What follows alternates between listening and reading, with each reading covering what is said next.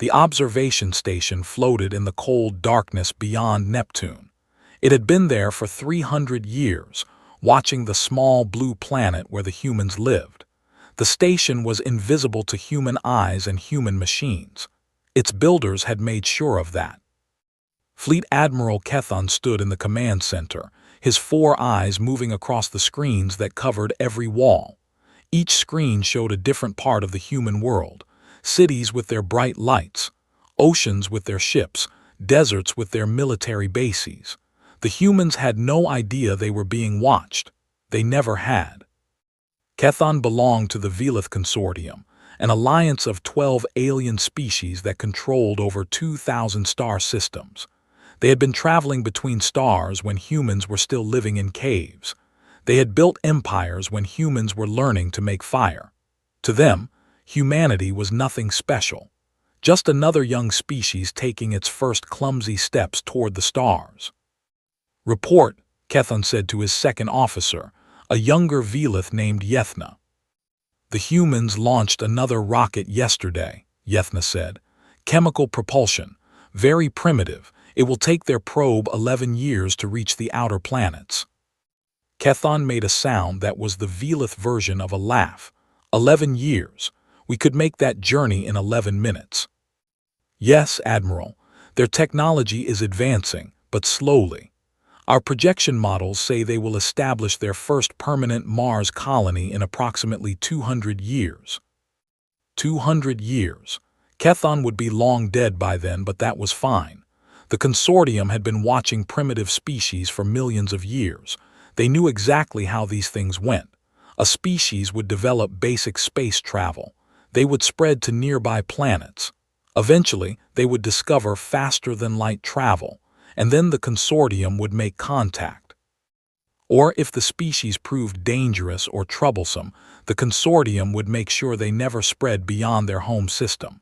There were many ways to stop a young civilization: a carefully placed asteroid, a disease that seemed natural, a war started by whispers and lies. The consortium had used all of these methods before. "What is your assessment of the humans?" Kethon asked. Yethna pulled up a file on her screen. "Violent but divided. They fight among themselves constantly. Their largest nations cannot agree on anything. Their space programs are underfunded and poorly organized. They spend more money on weapons to kill each other than on ships to explore their own solar system. So they are no threat." "No threat at all, Admiral. By the time they develop real space travel, they will probably have destroyed themselves. Our models give them a 30% chance of surviving the next 500 years. Kethon nodded. This was the usual story. Most primitive species destroyed themselves before they ever became a problem. The ones that survived were usually peaceful and easy to control. The consortium had seen it happen hundreds of times. "Continue standard observation," he ordered. "I want weekly reports on their technological progress. Alert me if anything unusual happens." "Yes, Admiral." Kethon left the command center and walked to his private quarters. Through the window, he could see the distant sun, just a bright star from this far out. Somewhere near that star, 8 billion humans were living their small lives, completely unaware that their future had already been decided by beings they had never met. He felt nothing for them. The consortium did not hate primitive species. They simply managed them the way a farmer manages animals. Some animals were useful, some were dangerous, some were neither. The humans seemed to fall into the third category. They were not useful enough to contact early and not dangerous enough to eliminate, so the consortium simply watched and waited. On Earth, the humans continued their lives. They built their cities and fought their wars. They launched their rockets and dreamed their small dreams. They looked up at the stars and wondered if they were alone. They were not alone. They had never been alone. In Washington, D.C., a woman named Dr. Sarah Chen sat in a basement office that did not officially exist. She was looking at a screen that showed patterns in cosmic background radiation, patterns that should not be there, patterns that looked almost like signals. She had found these patterns 3 years ago. At first, she thought her equipment was broken. Then she thought she was imagining things. But the patterns kept appearing, always in the same places, always following the same schedule. Someone was out there, someone was watching. Dr. Chen had told only 3 people about her discovery: the President of the United States, the Secretary of Defense, and General Marcus Webb, the man who ran the most secret programs in the American government. "You're sure about this?" General Webb had asked her 2 years ago. "I'm sure. There are at least 12 observation stations in our solar system. They're positioned to give complete coverage of Earth. Whoever built them has been watching us for a very long time." "Can we contact them?" "We could, but I don't think we should." Webb had looked at her with sharp eyes. "Why not?" "Because they haven't contacted us. They've been watching for centuries, maybe longer, and they've never said hello. That tells me something. Either they don't think we're worth talking to, or they're waiting for something. Neither option is good for us." Webb had understood immediately. He was a military man. He knew what it meant when someone watched you without revealing themselves. It meant they were gathering intelligence. It meant they were making plans. It meant they did not see you as an equal. "What do you suggest?" he had asked. Dr. Chen had taken a deep breath. What she was about to suggest would change everything. It would require lies on a scale never attempted before. It would require humanity to become actors in a play that might last for generations. "I suggest we let them keep watching," she had said. "We give them exactly what they expect to see. A primitive species, slowly developing, fighting among ourselves, no threat to anyone. And while they watch the show, we build something real, something hidden, something they will never see coming." General Webb had smiled. It was not a nice smile. "I like the way you think, Doctor." That conversation had happened 2 years ago. Since then, the most secret project in human history had begun. It had no official name. It existed in no database. The people who worked on it did not speak of it, even to their families. The Velith Consortium continued to watch. Their screens showed them a primitive species struggling toward the stars. Their models predicted centuries of slow progress. They had no idea that everything they saw was a lie.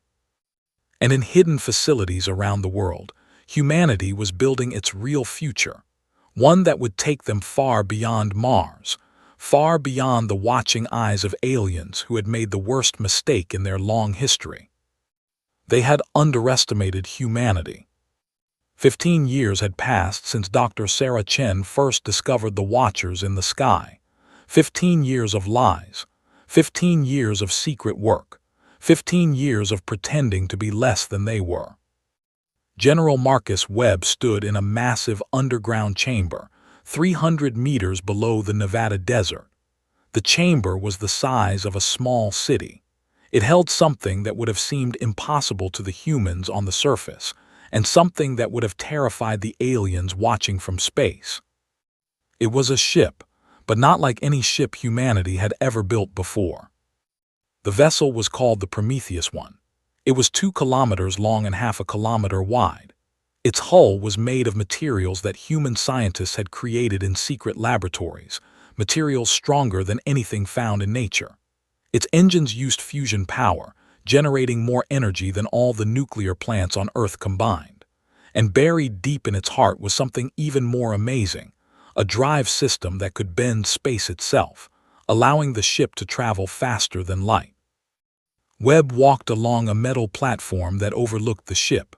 Beside him walked Dr. Chen, now older, her hair gray at the temples.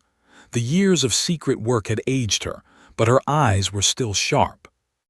"The drive system is based on technology we recovered from the crashed probe," she said.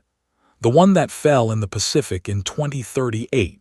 It took us 12 years to understand it, and another 3 to build our own version." "Will it work?" Webb asked. "Our tests say yes. We've done over 1,000 simulations. We've tested small-scale versions. Everything indicates success." Webb nodded slowly. The crashed probe had been a gift from the universe. One of the alien observation drones had malfunctioned and fallen into the ocean. The consortium probably thought it was destroyed. They were wrong. Human submarines had recovered it from the ocean floor, in secret, at night, with all satellites and observation posts carefully tracked to ensure no alien eyes were watching. "How many ships do we have now?" Webb asked. 17, all hidden in underground facilities around the world. China has 3, Russia has 2, the European Union has 4, we have 5. Brazil, India, and Japan have 1 each. 17 ships, 17 chances for humanity to escape the watching eyes above. The project had required cooperation between nations that had been enemies for generations.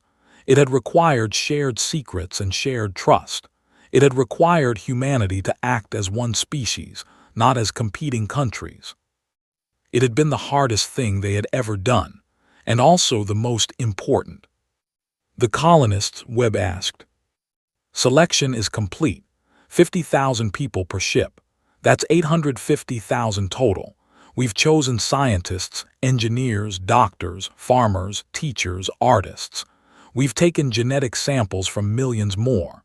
Each ship carries a complete library of human knowledge and enough equipment to build a new civilization from scratch." 850,000 people.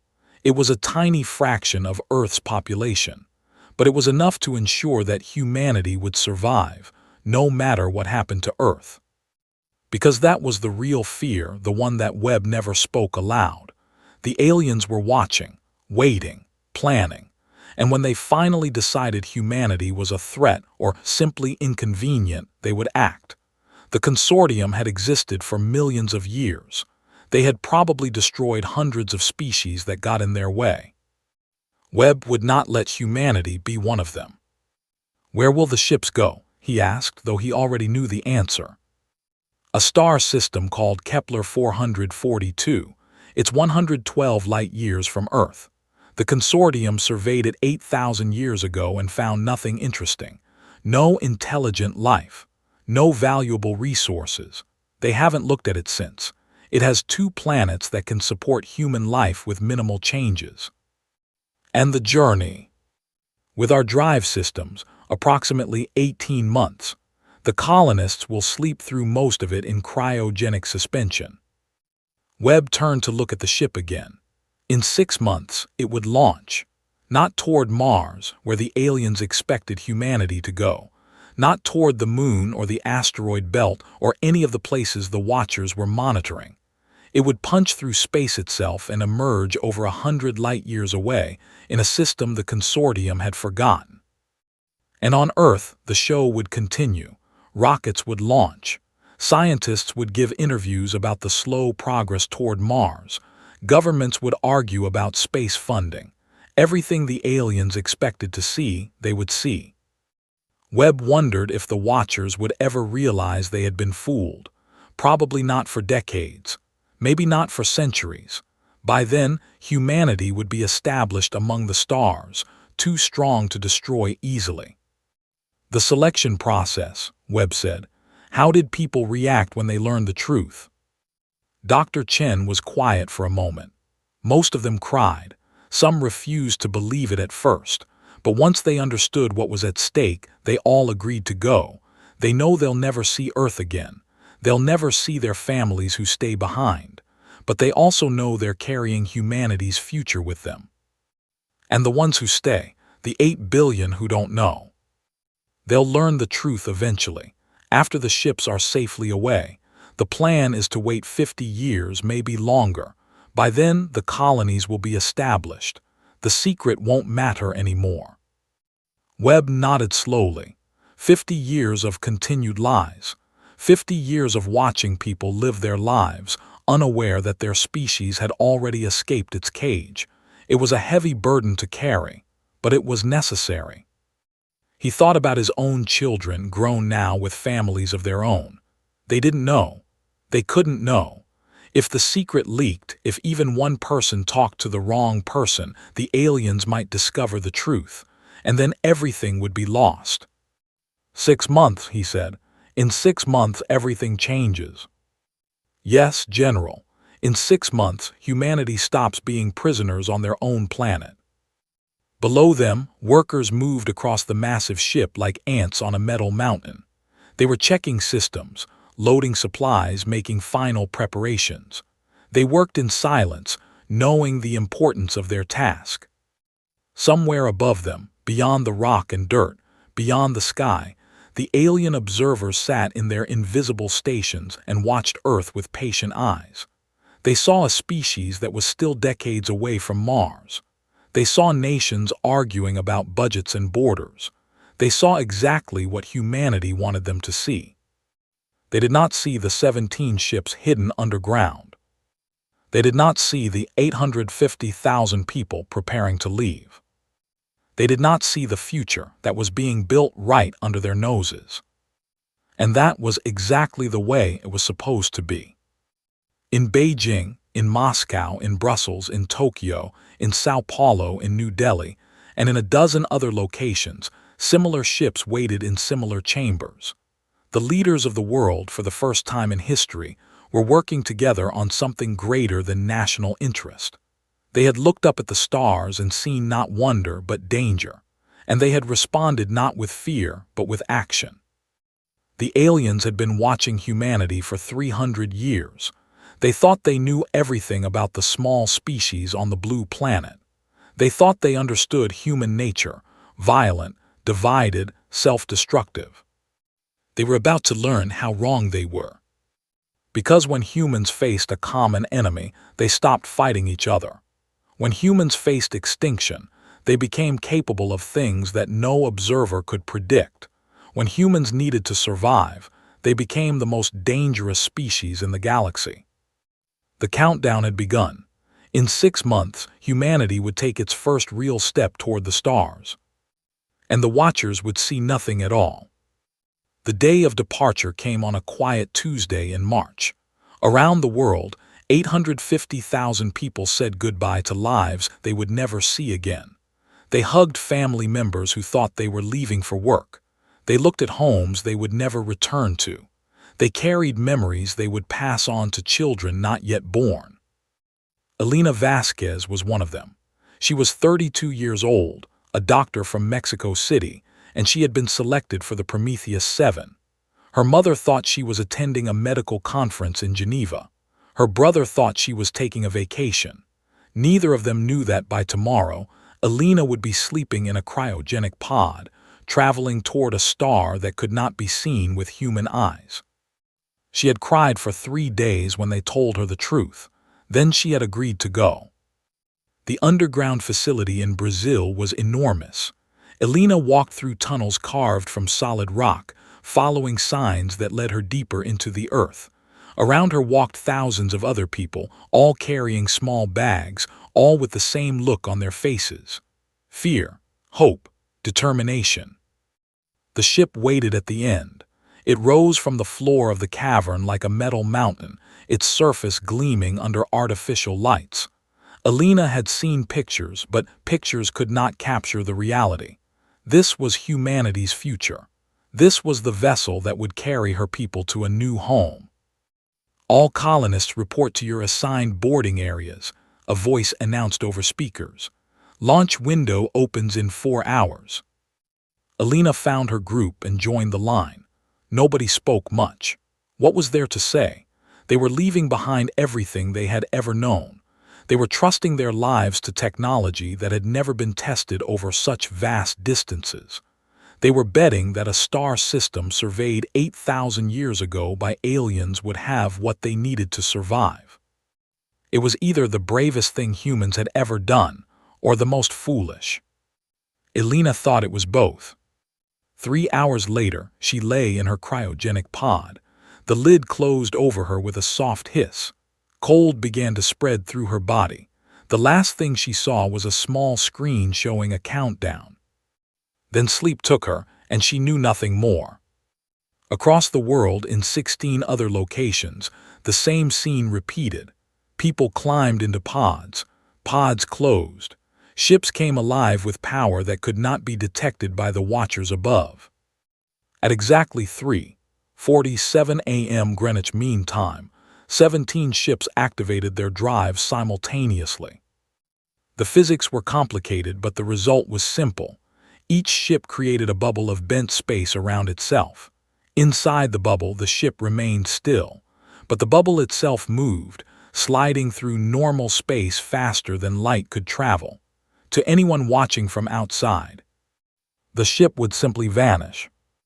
Officer Vethna was watching from Observation Station 7 when it happened. She had been monitoring Earth's electromagnetic signatures, the same boring task she had performed for 30 years. The humans were quiet tonight. A few satellite communications, some military radio traffic, nothing unusual. Then her instruments screamed. Gravitational waves rippled through the solar system. 17 distinct signatures, all appearing at once, all emanating from Earth's surface. The readings were impossible. They showed mass displacement consistent with faster-than-light drives. They showed energy output that humans should not possess for another 1,000 years. Vethna's 4 hands flew across her controls. She tried to locate the source of the readings. She tried to get visual confirmation. She tried to understand what was happening. But by the time her instruments recalibrated, there was nothing to see. The gravitational signatures had vanished as quickly as they appeared. Earth looked exactly the same as before. Cities glowed in the darkness. Satellites orbited peacefully. The electromagnetic chatter continued unchanged. "What was that?" her assistant asked. Vethna stared at her screens. Her training told her to report the anomaly immediately. But what would she report? That she had detected impossible readings for 3 seconds. That the primitive humans had somehow generated gravitational signatures consistent with consortium military technology. Nobody would believe her. They would think her equipment was broken. They would think she had made a mistake. "Instrument malfunction," she finally said. "Log it for technical review." She turned back to her screens and resumed her watch. Earth was quiet again. The humans were still primitive. Everything was normal. But deep in her mind, a small voice whispered that something was very wrong. The 17 ships traveled in formation through bent space. Inside, 850,000 humans slept in their frozen dreams, unaware of the journey happening around them. The ship's computers guided them, making tiny adjustments to keep them on course. 18 months would pass before they reached their destination. 18 months of silence and darkness, and the empty void between stars. Behind them, Earth grew smaller and smaller until it was just another point of light, indistinguishable from the billions of other stars in the sky. General Webb stood in a bunker deep beneath Colorado, watching tracking data that only 12 people on Earth could see. The ships had launched successfully. Their trajectories were perfect. In 18 months, they would arrive at Kepler 442, and humanity's backup plan would become reality. He allowed himself a small smile. They had done it. Despite all the obstacles, despite all the risks, they had done it. Now came the hard part, waiting. The show must continue. The rockets must launch. The scientists must give their interviews. The world must believe that humanity was still struggling toward Mars. Webb would spend the rest of his life maintaining the lie. He would grow old and die without ever seeing the colonies his work had created. But that was acceptable. He had never done this for himself. He had done it for humanity. On the observation stations scattered throughout the solar system, the Velith continued their watch. Their reports noted nothing unusual. Their models continued to predict that humans would reach Mars in 200 years. Their assessment remained unchanged. Primitive, divided, no threat. They had no idea that they were now watching an empty stage. The real actors had already left the theater. And somewhere in the vast darkness between stars, 17 ships carried humanity's hope toward a future that the watchers would never see coming. The colonists slept on, dreaming of the world they had left and the world they would build. They did not know how long the journey would take. They did not know what they would find when they arrived. They only knew that they were the seeds of a new beginning. Earth had been humanity's cradle, but no species stays in its cradle forever. The Velith Consortium had watched humans for 300 years. They thought they knew everything about the small species on the blue planet. They thought they understood the limits of human ambition. They were wrong. And by the time they realized their mistake, it would be far too late to do anything about it. 52 years had passed since the ships left Earth. Elena Vasquez opened her eyes and saw white light.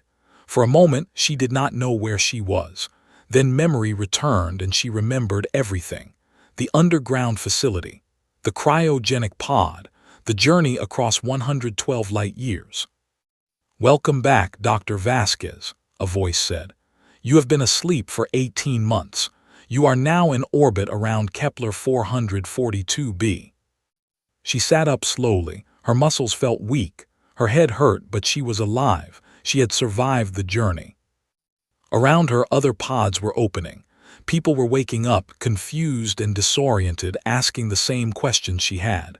Where are we? Did it work? What happens now? The answers came over the next few hours. Yes, it worked. The 17 ships had arrived safely. The planet below them was real, with breathable air and drinkable water and soil that could grow crops. They had found their new home. Elena spent the first year helping to build the initial settlement. It was hard work. The planet was not Earth. The air smelled different. The sky was a strange shade of blue-green. The sun rose in the wrong place and set too quickly. Everything was alien. But humans adapted. They always did. By the second year, they had farms producing food. By the 5th year, they had towns with streets and schools and hospitals. By the 10th year, children who had never seen Earth were running and playing under an alien sun. Elena became a leader. She had not asked for the role, but people looked to her for guidance. She had helped build the first hospital. She had treated the first patients. She had delivered the first babies born on the new world. People trusted her. When the colonies needed a unified government, Elena was chosen to lead it. 52 years after leaving Earth, Elena Vasquez was 92 years old. Medical advances had extended human life, and she was still healthy and sharp. She sat in her office on New Geneva, the capital city of the human colonies, and read reports that would have seemed like fantasy to her younger self. Humanity now controlled 47 star systems. The original 850,000 colonists had grown to over 2 billion people. They had cities and universities, factories and shipyards, art museums and concert halls. They had built a civilization from nothing. And they had built a military. 800 warships patrolled human space. They carried weapons that could destroy planets. They were crewed by soldiers who had trained their entire lives for a war they hoped would never come. Because the Velith Consortium was still out there, watching, waiting, and eventually they would discover what humanity had done. That day came sooner than anyone expected. In the consortium capital, Sub-Admiral Yethka stared at a report that should have been impossible. Her analysts had detected human signatures in a star system over 100 light years from Earth. Not primitive radio signals, not chemical rockets, organized industrial activity, advanced ship movements, weapons signatures. "This must be a mistake," she said. "We have confirmed the readings from multiple sources," her analyst replied. "There is no doubt. Humans have established a presence in the Kepler 442 system, and not just there. We are detecting similar signatures in at least 40 other systems in the region." 40 systems. The humans had expanded to 40 systems, while the consortium thought they were still struggling to reach Mars. How is this possible? We have been watching them for 300 years. They cannot have this technology. "It appears they deceived us, Sub-Admiral. The humans we have been observing on Earth. They are not the only humans. At some point in the past, A significant population left Earth without our detection. They have been building in secret ever since. Yethka felt something she had not felt in decades: fear. The consortium had underestimated a primitive species, and now that species had 40 star systems and advanced weapons. This was exactly the scenario that the observation program was designed to prevent. "How strong are they?" she asked. The analyst hesitated. "Based on our readings, they have approximately 800 warships. Their weapons appear to be based on our own technology, possibly recovered from crashed probes or captured drones. Their fleet is smaller than ours, but not insignificantly so." 800 ships. The consortium had thousands, of course. But their ships were spread across 2,000 systems. Concentrating enough force to deal with the humans would take years. And in those years, the humans would continue to grow. "We must inform the council," Yethka said, "immediately." The council convened in emergency session. 12 species, each represented by their greatest leaders, gathered to discuss the human problem. The chamber had not been this full since the last major war, over 1,000 years ago. "We must destroy them now," the Velith representative argued. "Before they grow stronger, we can assemble a fleet within 5 years and eliminate their entire civilization." "And lose how many ships?" the Karath representative countered. "The humans have 800 vessels and nothing to lose. They will fight with everything they have. Even if we win, the cost will be enormous."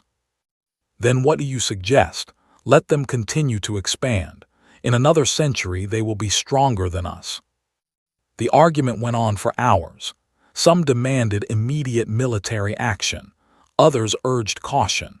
A few suggested negotiation, though they were mostly ignored.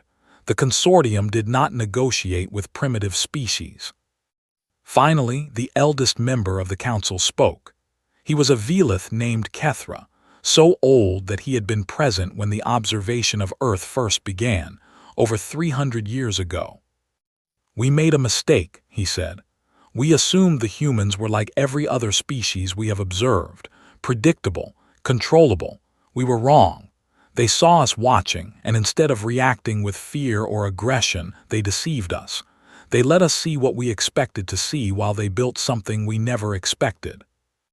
"What is your point?" the Velith representative demanded. "My point is that we do not understand these humans. We thought we did, but we were wrong. If we attack them now, we may be wrong again. We may lose more than we can afford to lose."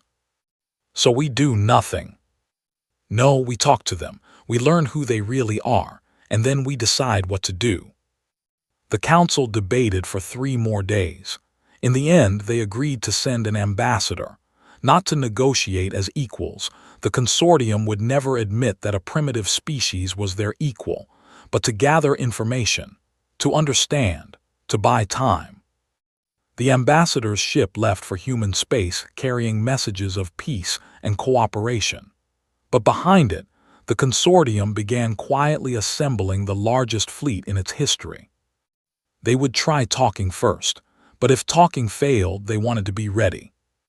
In her office on New Geneva, Elena Vasquez received word that an alien vessel was approaching human space. For the first time in 52 years, the Velith consortium wanted to talk. She smiled. She had been waiting for this moment for a very long time. "Tell them we will receive their ambassador," she said, "and make sure our fleet is visible when they arrive. I want them to see exactly what we have become." The game was about to enter its final stage, and humanity was ready to play. Ambassador Yethra had seen many worlds during her long career. She had negotiated with species that breathed methane. She had walked on planets where the gravity was so strong she could barely stand. She had faced hostile aliens who wanted nothing more than to kill her. None of that prepared her for humanity. The human capital city spread across the horizon like a jewel. Towers of glass and metal reached toward the sky. Vehicles moved through the air in orderly patterns. Parks and gardens broke up the urban landscape with spots of green and blue. It looked like a consortium core world, not a colony built by a species that should still be struggling to reach Mars. "This is impossible," Yethra whispered. Her assistant said nothing. What was there to say? Everything they had believed about humans was wrong. The shuttle landed on a platform near the central government building. Human soldiers stood in formation, their armor gleaming, their weapons visible. They were not threatening. They were simply showing what they had. "Look at us," their presence seemed to say. "Look at what we have become." Elena Vasquez waited at the top of the stairs. She was old now, her hair white, her face lined with age. But she stood straight, and her eyes were sharp. She had built this civilization from nothing. She had led her people through 52 years of growth and struggle. She was not afraid of any alien. "Welcome to New Geneva," she said as Yethra approached. "I am President Vasquez. I speak for the United Human Colonies." "I am Ambassador Yethra of the Velith Consortium," Yethra replied. "I bring greetings from the Council." "Greetings," Elena smiled, but there was no warmth in it. "After 300 years of watching us in silence, you finally decide to say hello. I wonder what changed." Yethra felt her skin flush with embarrassment. The human knew. Of course she knew. Humanity had been aware of the consortium's observation all along. That was why they had hidden their true capabilities. That was why they had escaped without being detected. "The Council wishes to discuss the future relationship between our peoples," Yethra said carefully. "I'm sure they do. Please come inside. We have much to talk about." The meeting chamber was large and circular. Human leaders sat on one side, Yethra and her team on the other. Through the windows, the city stretched into the distance. And beyond the atmosphere, visible as tiny points of light, human warships held position. The message was clear. This was not a negotiation between a powerful civilization and a weak one. This was a meeting between equals. "Let me be direct," Elena said. "We know what the consortium does. You watch young species. You evaluate them. You decide whether they are useful or dangerous or simply in the way, and then you deal with them accordingly. How many civilizations have you destroyed over the millennia? How many species have been eliminated because they might someday pose a threat?" Yethra wanted to deny it.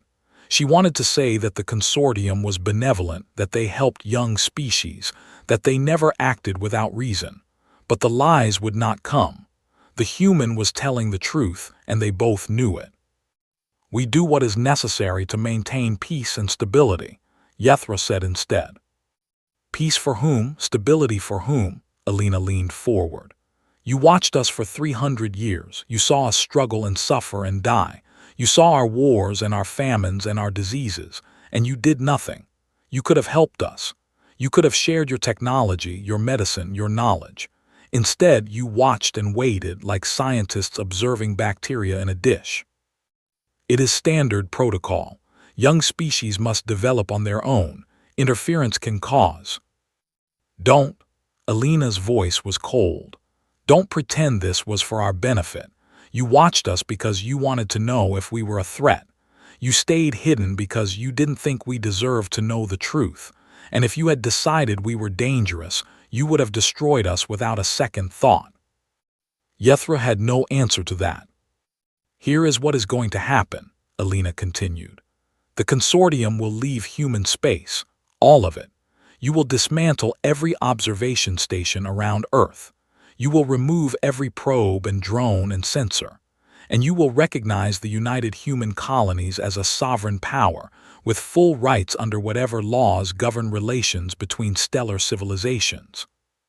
The Council will never agree to such terms. Then the Council should consider what a war would cost them." Elena pressed a button on her desk. The windows shifted, their transparency changing to show enhanced views of the ships in orbit. Hundreds of them, their weapons powered, their shields active. "We have 800 warships," Elena said. "But more importantly, we have something your consortium does not understand. We have motivation.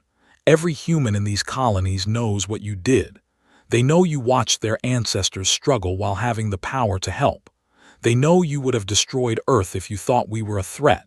They will fight to the last breath to prevent that from happening to their children."